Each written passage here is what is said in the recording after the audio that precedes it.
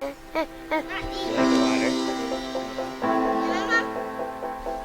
swim? Mom, can we walk in it?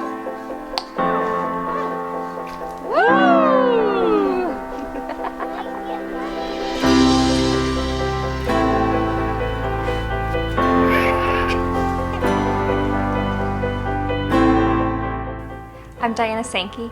And I'm Josh Sankey. And this is our story of foster care and adoption.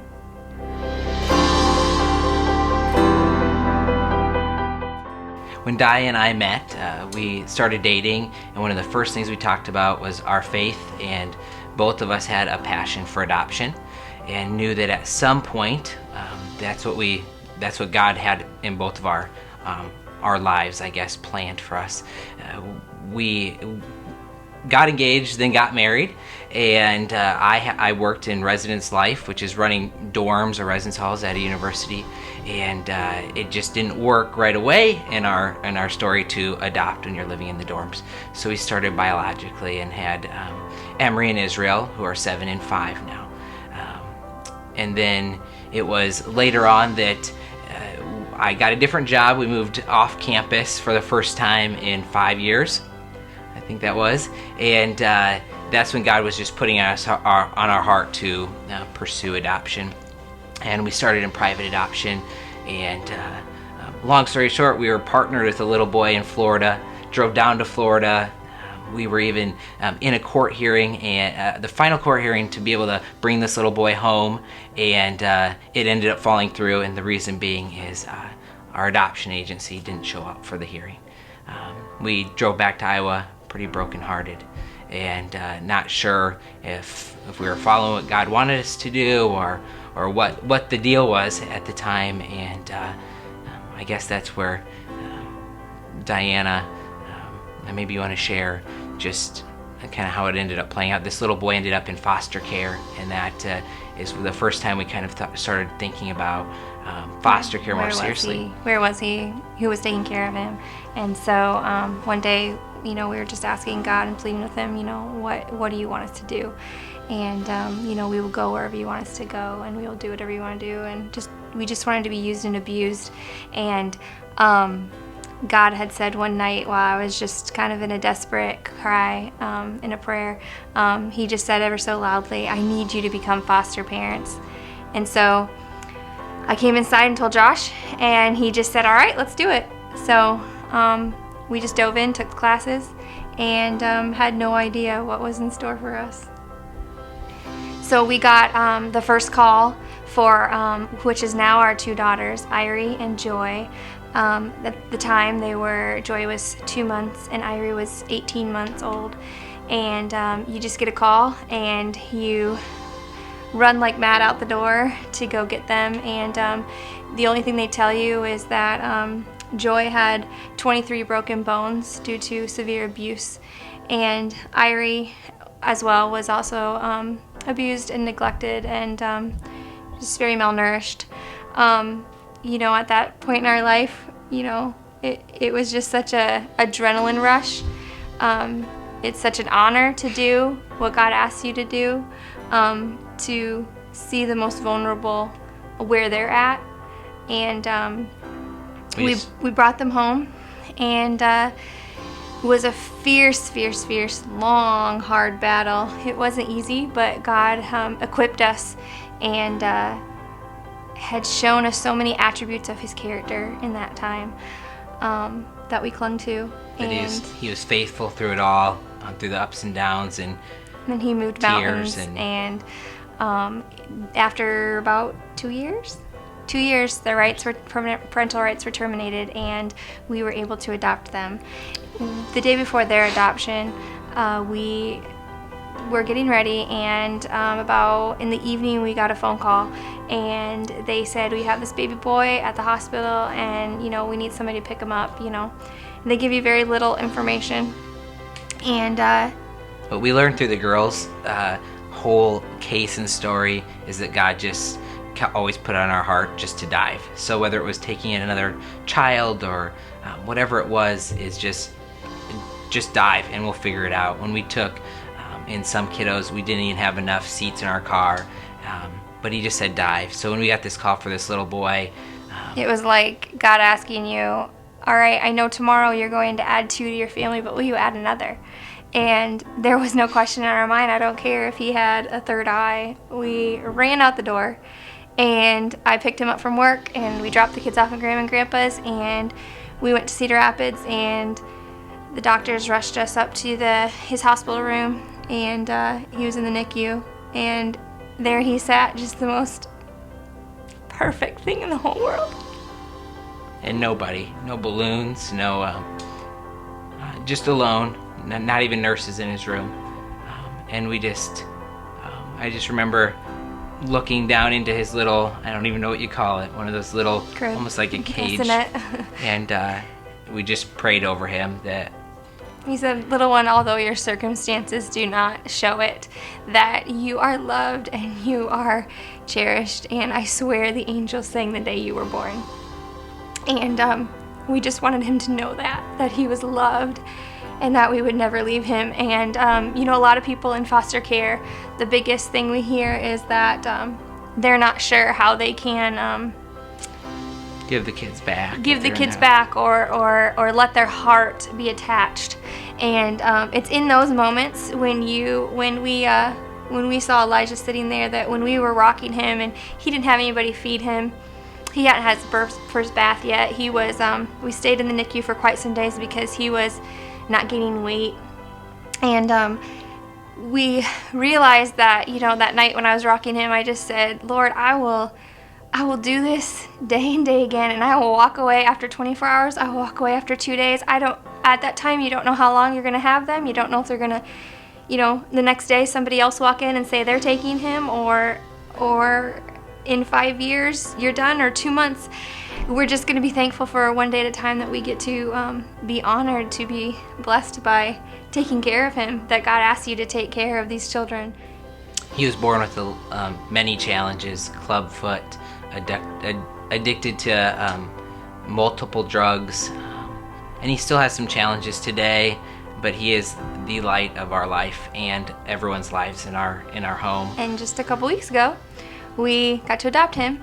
So that was such a joyous day that he became, he's Elijah now, and he is almost 2. And when he came in our house in 2013, at the end, it was the beginning of October 2013. It was just a month and a half after that we went from thinking our lives were, they put you on hold in foster care, so we're not licensed, and somehow God opened and moved mountains for us to get this little boy in our home. And then we weren't licensed again. And just a month and a half later, in December, that year, Diana started working with a nonprofit organization to help partner families with kids in the system to get them presents or needs, coats, whatever they might need, their families. And social workers would basically find kids in the system and write down their 5 needs and 5 wants, and then she would give them to me. And then we would basically just use our Facebook friends and start matching, giving lists out to people that they could buy for kids. And there was one girl named Jayda, and all I knew is she was 16. And the social worker kept trying to get her list made out to give to me so I could give away, but she wasn't able to get it. And so it got too close to Christmas that I felt kind of bad asking anybody to take it last minute. So I just asked her, can we just pick her up and take her out shopping for whatever she needs? And the social worker said, yeah, that's great. So I drove, and Josh said, you just go by yourself. And I asked my friend Brooke to come with us because he thought it was a good idea. Maybe you guys should just have a girls' day out. And so all I knew was it was Jayda. She was living in a shelter, and I just knew that she was alone, and that she didn't have anybody to bless her at Christmas time. So I kind of blindly walked into that shelter, and there was Jayda, and she looked at me. She's like, I'm so glad you're young. And I'm like, okay. And she got into the car, and she's like, I have this list made out for you. I just want to know my expectations in your home, what kind of food you eat, can I have a cell phone, and all of a sudden my heart just sank. I think the communication got messed up, and she wasn't told that we were taking her shopping, and I think she was told we were taking her home, and I didn't know that she was even in foster care. And I think that was the most day that my heart has gotten ripped out of my chest. And when I dropped her off and she looked pretty hopeless, I just cried the whole way home. I didn't know what to do with what I had seen and what I had heard. And I knew God knew that I was walking into that. And so I felt responsible to do something about her. We didn't know what role we would play in her life, but we knew that God was doing something. There's not accidents. So whether that was we meet her every week or month and take her out to eat or shopping, we didn't know what that looked like. So praying about it more. Day by day, the social workers kind of just called out of blue and said, we were kind of full at capacity at that time, and we didn't have, we weren't approved for her age range, and we had never in a million years thought of taking in a teenager because all our kids are under the age of 6. And one by one, walls just broke down, and I said to our oldest at that time, Emry, who is 7, I said to him at nighttime, because kids are really good at making things black and white, and I said to him, we really need to pray for Jayda. And he said, why do we need to pray for Jayda? And I said, well, I'm just not sure what we're supposed to do. And he said, what do you mean? I said, I'm just not sure if she's supposed to be a part of our family or not. And he said, well, that's silly. I don't know why we need to pray about that. Everybody should be a part of our family. And at that point, I knew I had nothing to say back to him. I had no argument, and that he was 100% completely right.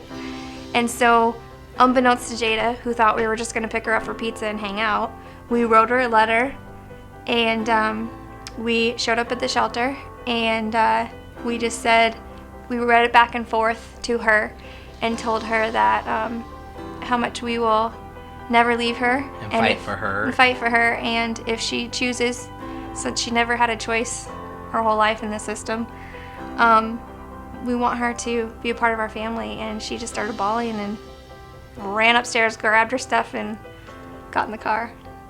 Jayda was also not on track to graduate high school. She had never thought in a million years she would end up going to college, that she would do anything productive with her life. She just was lost. And when she came in our house, it was an adjustment period. The high school, though, we are in a great community, got her on track to graduate high school. She just graduated. She just graduated. She was on the honor roll. She is going to college. She has found Jesus, which is amazing. She's gotten to go on mission trips, and she's gotten to speak at a shelter. She's gotten to do the sermon at church and share her life story at TEC, which is Teens Encounter Christ. So she's just gotten to do a lot of neat things and be surrounded around people that love her, family and friends that support her and teach her about Jesus, and to see where her life, and it's just so exciting to see in 10, 20 years where God is taking her and will use her and her story and everything she does just to bring him glory is really exciting to think about and to witness. Throughout this entire process, and Jayda moving in, and we just continue to pray about and felt really all along that we wanted her to be a part of our family, and that she was. God put her in our home, and like any other kids, from day one she was as if born to us, and God put that on our hearts. And so we and Jayda felt the same way and became a part of our family very quickly. And with any of the children in our home, your womb knows no difference whether they were born to you or not. And so 2 months after she graduated and 2 months before she aged out of the system, we adopted her and finalized her adoption. She became a Sankey too. When looking back at our story and where God's kind of taken us from, I think the first thing that we've learned is that He just wants us to dive. That we don't know the answers when that comes up, and we don't have to, and He doesn't want us to. that he has it planned out, and that in foster care and adoption, you have to give everything to him and just trust that he has you in his hands. And we know that there's a lot of... There's never been a time in our entire journey where God has not caught us, even when we had no idea what was going to happen on the other side. And we know that there's fears and apprehensions with adoption, and certainly with foster care and what that looks like. And we have learned that it's not easy. We wouldn't sit here and say, it's super easy, dive in. We would say dive in. If God's calling you there, dive. And know that he will be there to help you through it. He will allow you to see him move mountains, and even in the darkest times that he's there. But we do understand that. And we would just like you, everyone to know, if you're thinking about this, if you're tugging, something's pulling at your heart but you're just not sure, that just dive. That thinking of a kid going home, we're no different than anyone else. It's heartbreaking to think that you might love on a kid for a day, but what a wonderful reflection of the gospel that our Savior died for me. That I didn't deserve it. That he gave everything, and he just calls me to love on his kids, whether that's a day or a lifetime. Like we have 4 beautiful kids now with us. That's all I have to do. He laid down his life for me. Is pretty amazing and hard to comprehend what he's done for us. So we dive, and if we get to love on them just for a small time, or their whole life, that just to share Jesus with them and love on them is so worth it. It's definitely